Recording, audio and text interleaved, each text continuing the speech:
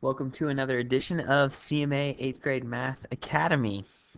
I'm Mr. Schrag here today, and we're going to be learning about converting repeating decimals into fractions. So let's start with our learning goals, as always. So like I just said, what were you learning today? Well, students will be learning how to convert repeating decimals into fractions. Now, why are we doing this? Well, we know that rational numbers can be written as a fraction. We learned that last week. So we know, okay, if we can convert repeating decimals to fractions, then that's going to prove that we're working with rational numbers. If we cannot convert decimals into a fraction, then we know that it is an irrational number. Okay? All right, how will we know when we've been successful? When we are given a repeating decimal of any number of digits, students will be able to convert it into a fraction. All right, so let's go ahead and dive in here. So if you haven't already gotten a page that looks like this, I'm going to give you a chance now. Make sure you get one of these. Your teacher will come around and give you one if you haven't yet gotten one.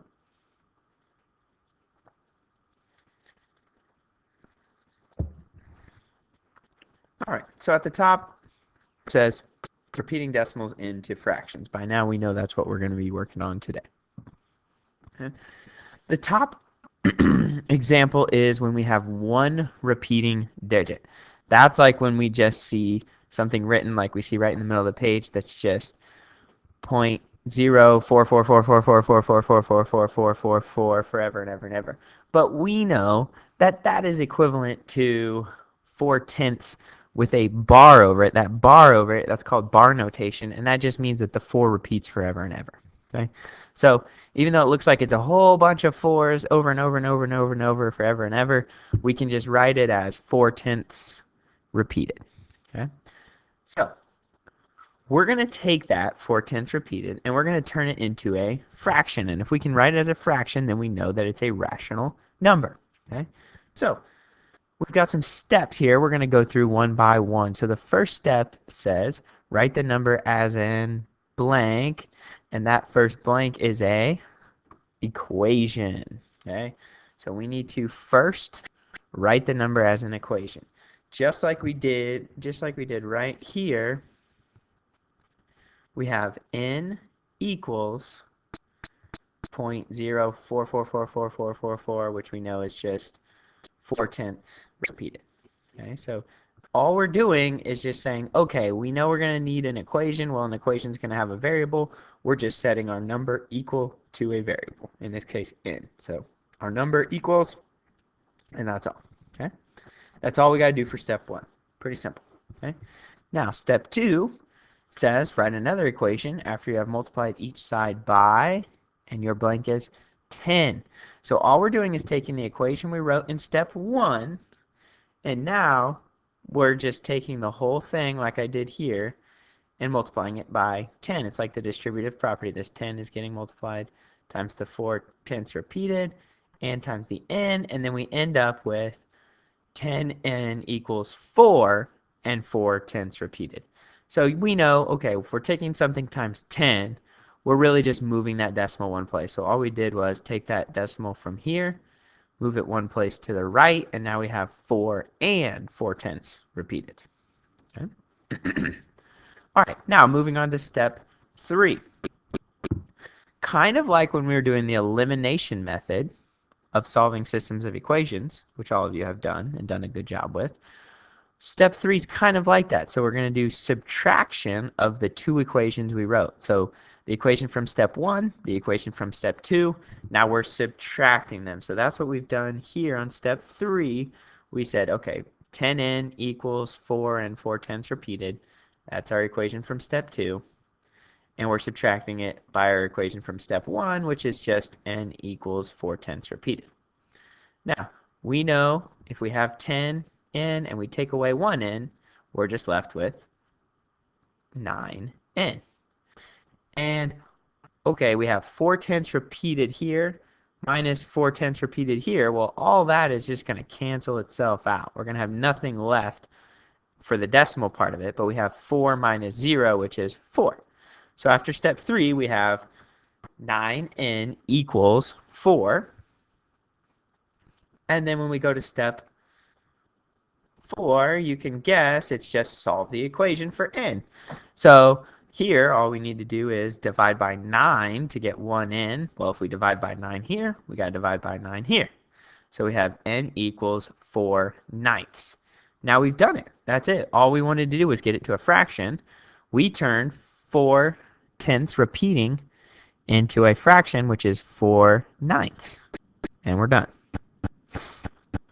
Now that was pretty simple because we multiplied by 10 because we just had one repeating decimal. So let's see how this changes if we have more than one repeating decimal. Okay, so the middle section of your notes now says 3 repeating digits. So the number I have there in the middle is 0.123, forever and ever and ever. So we can tell, okay, 1, 2, 3 is repeating. Okay, so it's not like the previous example where we just had 4 repeating over and over and over, but we still have something that's repeating over and over. It's just 3 digits this time instead of 1. Okay, now if you notice, our steps look very much the same with one difference. Okay, step 1 is exactly the same. Write the number as an equation. Step 2 is write another equation after you have multiplied each side by 1,000. Okay, we'll get back to this in a second, but that 1,000 is key. This is different. That 1,000 is different than what we did in the first example. Okay, again, we'll get to that in a second.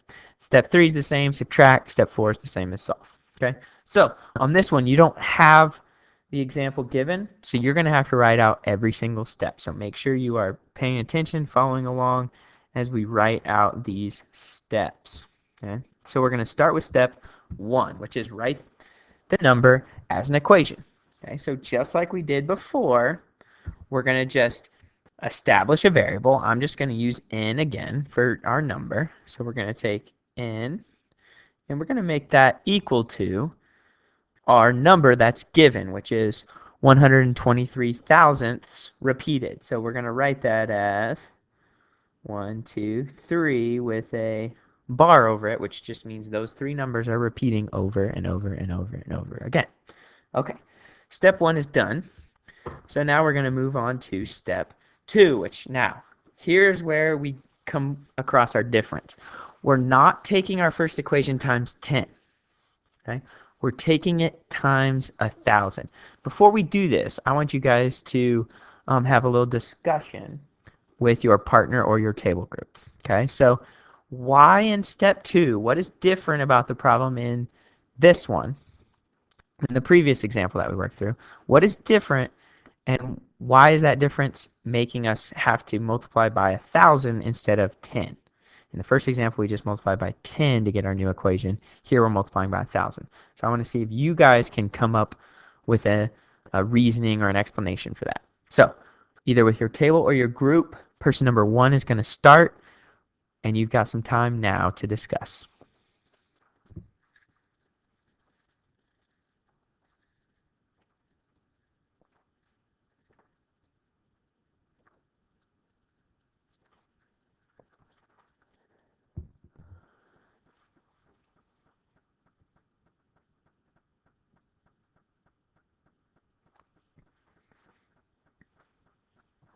Okay, hopefully you've had a chance to talk about this with your group, and hopefully you discovered that, well, in the first example, we only had 1 repeating digit, but here we have 3. Well, if you think about multiplying times 10, you're moving the decimal 1 place. Move the decimal 1 place, multiply by 10, 1 repeating decimal. Those all kind of go along together. Well, here we have 3 repeating digits. Multiplying by 1,000 is really going to move our decimal 3 places to the right.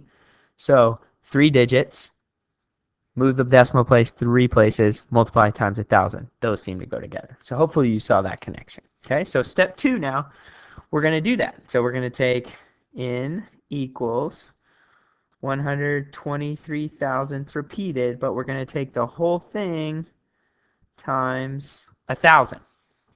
Okay, well, we know if we distribute that 1,000, now we're going to have 1,000 n equals 123 and 123 thousandths repeated. Okay, I'm going to make that decimal a little bit bigger. Okay, so we have 1000 n equals 123 and 123 thousandths repeated. Okay, so that's our new equation. We have our first equation, which is just n equals 123 thousandths repeated. Okay, now step 3 is to subtract. Okay, well, I've already got this equation here, so I'm just going to subtract n equals 123 thousandths repeated. And the reason I put that all the way to the right is because I want my decimals to line up, because if I'm going to do subtraction, I need those decimals to line up. So that's why I did it that way. So now if I draw my line, okay, again, like in the first example, we had 10n minus n. Here we just have 1000n minus n, which is going to leave us with 999n. And that's going to be equal to, and just like last time, everything on the right side of that decimal is going to cancel out because it's the exact same thing for ever and ever and ever and ever and ever. So they're just canceling each other out, and we get 0. So we get 0 on the right side of the decimal. And we have 123 minus 0 is 123. So now I have 999n minus 123, or sorry, equals 123. And then our final step is to solve. Well, we know if we're solving this, we're just going to divide by 999, divide by 999, and we have n equals 123 over 999. Now we have our equation, right? We've solved our equation. We have a fraction. So we converted a 3-digit repeating decimal into a fraction. And that fraction is 123 over 999. We'll box in our answer. And we're done with that example.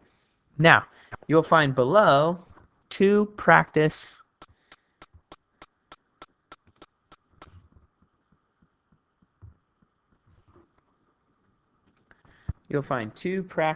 examples here. One of them has 1 repeated decimal, and the second one has 3 repeated decimals.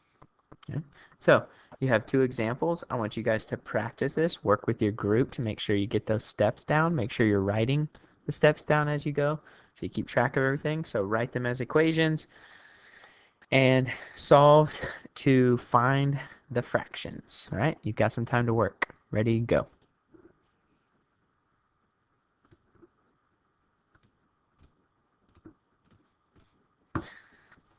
All right, now that you've had a chance to work through those first 2, we're going to come up to a different kind of example here on the back. So instead of like the first problem where we just had 4 repeating over and over, we have a number that's repeating over and over here, which is the number 6, but it's not just 6/10 repeated.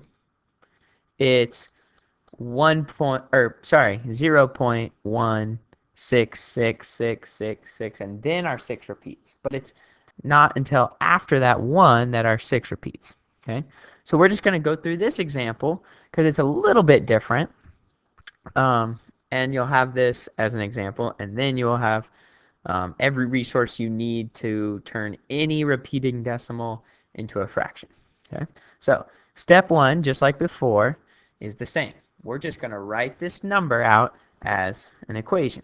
So we're going to start there. So here we have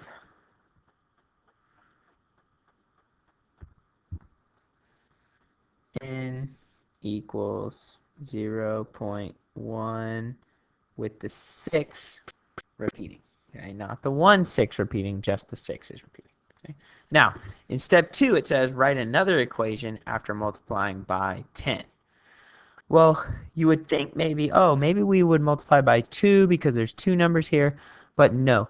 We always multiply by 10 to the power of however many numbers we are repeating. So here we only have one number that's repeating, that number 6. Okay, so that's just one digit repeating. So it's just, we're only multiplying by 10.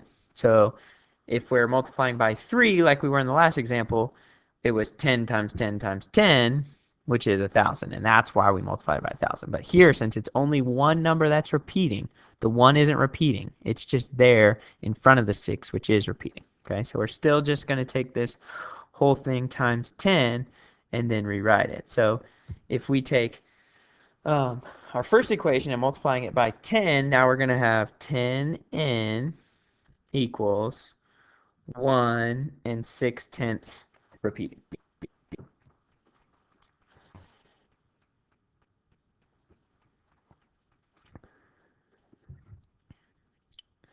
All right, now we still do the same thing for step 3, which is subtract. Okay, so we have 10n equals 1 and 6/10 repeating, and then we bring down our original equation and do the subtraction. So we're subtracting n. Okay. Now this one works a little bit different. On the left side it's the same, so 10n minus n is 9n. That's no different. But over here, okay, we got to pay a little more attention to what we got, because the things on the right side of the decimal are not just canceling out anymore. Now, if you imagine this top equation, which is 1 and 6/10 repeating, there would be a whole bunch of 6's after that one, just over and over and over. And on the bottom one, it would be the same thing.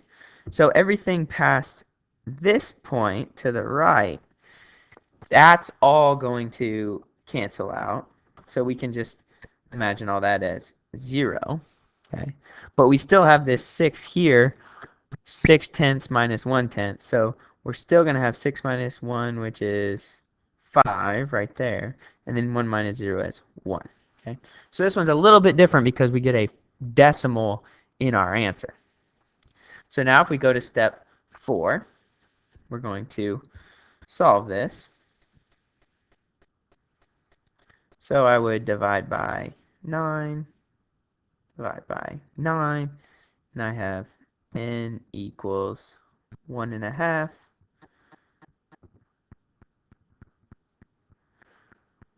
over 9. Okay. Now, we don't want this fraction to have a decimal in the top, right? We want this to be just a whole number over a whole number. We don't want a decimal. So to get rid of that 1/2, I've got a couple different options. I could just take this whole thing times 10 and make it 15 over 90.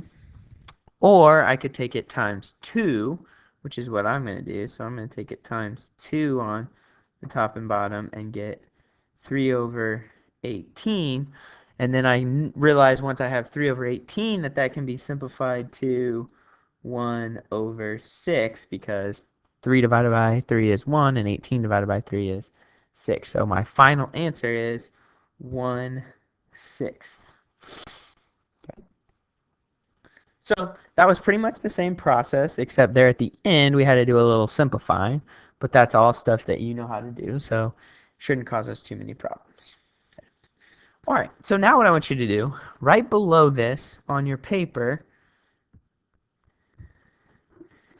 it says you have learned how to solve for 1 repeating digit and 3 repeating digits. Now what I want you to do is make a prediction about the steps that you would take to convert a 2-digit repeating decimal and converting it to a fraction. And be specific about that number that you're using in step 2. Remember, for 1 digit, we used 10 to multiply by. And for 3 repeating digits, we used 1,000. So I want you to make a prediction about what steps you would take to solve decimals that have 2 repeating digits. Okay? And then once you've done that, you have 4 practice problems to work on. You're going to have a little bit of class time here to work on those, and if you don't finish that, that will become your homework to complete on repeating decimals. Okay?